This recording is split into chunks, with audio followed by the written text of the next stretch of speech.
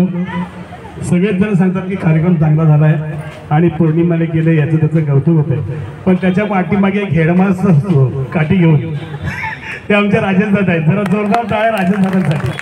तर हा हेडमास्टर नसेल ना, ते सगळे असे कोलमडणारे आहेत, पण हे ताट असे उभे असतात त्याच्यामुळे याच्याकडे बघितले नुसते डोळे केले तर सगळा पुढचा माणूस असा सरळ ताट उभा राहतो. असे आमचे राजेश दादा, खरोखर त्यांचं योगदान खूप मोठं आहे त्या कार्यक्रमासाठी. पौर्णिमाचा आपल्या पूर्ण वेळ जसा तसा वेळ मिळेल आणि ह्या महिलांना चांगलं पॉवरफुलिंग त्यांनी उभं केलं आहे आणि हा कट्टा असाच फुलत राहील.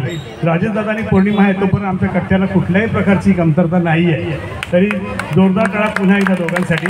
बरेच जणांनी परफॉर्मन्स केले. आता मी तर बघतो की ज्यांना फक्त असं चालता सुद्धा बरोबर असं लाजायचे ते आज इथे परफॉर्मन्स करतात. हा इतकं चांगलं आपल्या आमच्यामधून एक चांगला निवेदक निर्माण झाला तो म्हणजे आमचा सुजय. आज मोठे मोठे कार्यक्रम करतोय, साईंचे कार्यक्रम करतोय, साईंच्या गाण्यामधून अनेक मोठ्या मोठ्या स्टेजवर पोहोचतो. म्हणजे का तर अखिल भांडूप कलाकार कट्टा स्थापन झाल्यापासून हा जो आमचा आलेख वाढत गेला आहे, त्याच्यामुळे आज तुमच्यासारखे मातब्बर मंडळी आज आमच्या अखिल भांडूप कट्ट्यावरती येथे उपस्थित झाले. त्याच्यामुळे तुमचाही आम्ही आभार मानतो.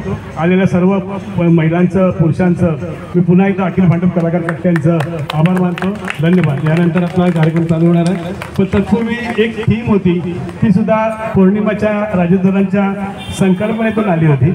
गेल्या वर्षी तर डायरेक्ट आता बक्षीस द्यायचं होतं किंवा असं, पण आज तिने काय केलं आहे की हे सर्व इथे जमा केलं आहे आणि त्यांनी त्यांच्या मिसेसला बोलवणार आणि तिने ओळखायचं आहे की या म्हणजे माझं गिफ्ट कुठलं असेल, म्हणजे माझ्या मिस्टरांनी माझ्यासाठी काय परचेस केलं असेल, तर त्यांनी त्यांचं ओळखायचं आहे आणि त्यांचं गिफ्ट त्यांनी घेऊन जायचं आहे. तर आता पुढचं मी पौर्णिमालाच सांगेल की तिने ज्याच्याबद्दल पूर्ण सांगावं.